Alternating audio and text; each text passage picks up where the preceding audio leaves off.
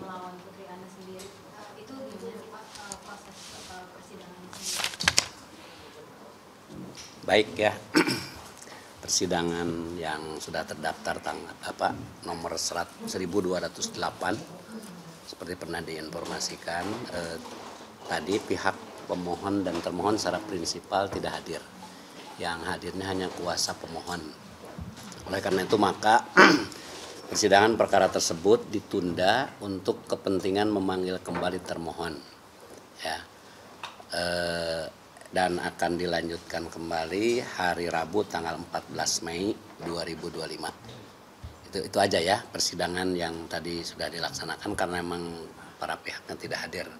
Jadi penundaan sidang itu hanya semata-mata untuk memanggil kembali termohon. Prinsipal sendiri harus hadir ya, harus, betul, harus hadir. Dan jadi pada agenda sidang yang akan datang itu di samping memanggil pihak termohon juga pihak pemohonnya juga melalui kuasanya wajib dihadirkan. Begitu prosedurnya, dan itu tujuannya kepentingannya untuk nanti mediasi. Karena tahap pertama adalah mediasi. Oke.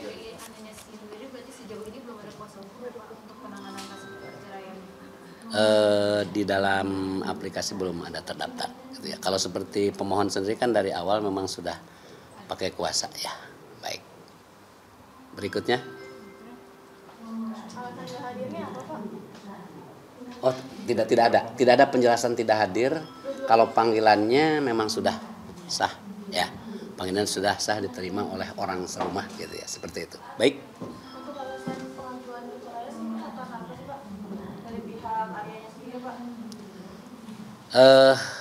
Untuk alasannya ya, mungkin nanti kan akan dipertimbangkan, akan diperiksa oleh Madis, tidak sepantasnya mungkin disampaikan di sini. Yang jelas pasti ada masalah yang kita tunggu seperti apa nanti permasalahan yang dia akan disidangkan dalam persidangan nanti, seperti itu ya, kita tunggu. Berikutnya. Pak, kemarin ini juga kan dari kuasa hukumnya Pak Urat sendiri sudah mengajukan banding ke MA, itu benar Pak, sudah masuk ke aplikasi pengadilan? Oh, benar itu ya. Perkara nomor 3477 ini sudah tercatat di dalam aplikasi bahwa pihak termohon ya, atau juga dia posisinya sebagai penggugat rekonvensi, maka dalam perkara banding ini biasa sebagai pembanding. Dari pihak termohon itu telah menyampaikan permohonan banding atau pernyataan bandingnya tanggal 28 April 2025 gitu ya. Mungkin isi bandingnya apa sih Pak yang poin utamanya? Oh gitu ya. Permohonan banding itu belum menjelaskan tentang alasan-alasan, sebab nanti baru tahu alasan-alasan itu ketika pihak yang mengajukan banding itu menyampaikan memori banding gitu ya. Dan walaupun tidak memori banding, kan intinya orang banding itu mengajukan keberatan atas putusan pengadilan. Jadi putusan yang disampaikan oleh pengadilan itu dia tidak puas, makanya dia upaya hukum dengan banding. Dan informasi terakhir ternyata sehari kemudian pihak pemohon juga ya mengajukan banding juga. Jadi dua-duanya mengajukan banding. Jadi tanggal 29 April itu pihak pemohonnya atau tergugat rekonvensinya juga mengajukan banding. Nah ini ya, dua-duanya mengajukan keberatan atas putusan pengadilan. Itulah upaya hukum yang dilakukan oleh pihak-pihak yang tidak puas dengan putusan pengadilan. Akan di mana Pak untuk pelaksanaan sendiri sidang ini? Sidang banding. Atau gimana sih Pak prosesnya? Baik ya, banding itu kan diajukan kepada pengadilan tingkat banding. Ya, dalam artian kalau di sini di Jakarta berarti Pengadilan Tinggi Agama Jakarta.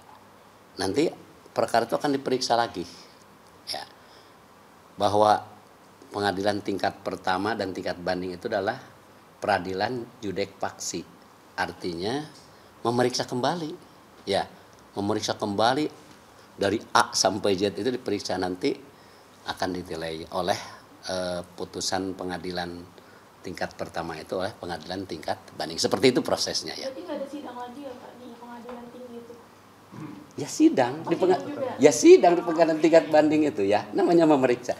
Cuma kan memeriksa berkas. Kalau di sini kan memeriksa dari semua dari proses gugatan sampai putusan itu kan secara langsung. Tapi kalau nanti di pengadilan tingkat banding itu periksa berkas, kalau diperlukan lagi ada pemeriksaan lain nanti akan dikembalikan lagi ke pengadilan tingkat pertama. Contoh ada pemeriksaan yang kurang, dia biasanya pemeriksaannya ke tingkat pertama itu ya. Untuk memori bandingnya Baik. memori bandingnya dua-duanya belum masuk juga. Belum ada, baru berdaftar ya, baru daftar pengajuan atau permohonan banding, namanya permohonan banding.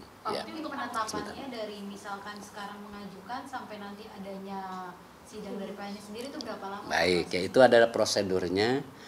Sejak pendaftaran perkara banding itu maka berkas harus sudah dikirim ke Pengadilan Tinggi Agama Jakarta itu paling lambat 30 hari. Jadi ada ininya, ada aturannya. Jadi dari tanggal 28 atau tanggal 29 itu masing-masing berkas itu harus sudah dikirim ke pengadilan 30 hari ya, seperti itu. Baru nanti ada penetapan jadwal untuk disidangkan. Di situ ada nanti ya. Baik. Ketika nanti dimulainya persidangan banding tersebut, apakah nantinya bersifat terbuka atau tertutup sama seperti sebelumnya persidangan perceraian lainnya, Pak? Kalau pemeriksaan persidangan seperti itu kan sudah ada aturannya ya. Untuk tingkat pertama, tingkat banding ada aturan itu, nanti urusannya di Pengadilan Tinggi ya Agama gitu ya, ada prosedur. Jadi saudara untuk mengetahui lebih lanjut tentang proses persidangan itu, ya tentunya tidak sama antara pemeriksaan tingkat pertama dengan tingkat banding ya, seperti itu. Baik, silakan. Untuk agendanya Aries Nova sendiri itu untuk agenda kedua itu ada apa ya Pak?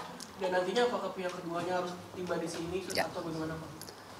Baik, para pihak yang tidak hadir pada persidangan pertama itu, dia masih diberikan hak untuk dipanggil untuk yang kedua kali. Makanya itu agendanya pemanggilan pihak yang tidak hadir.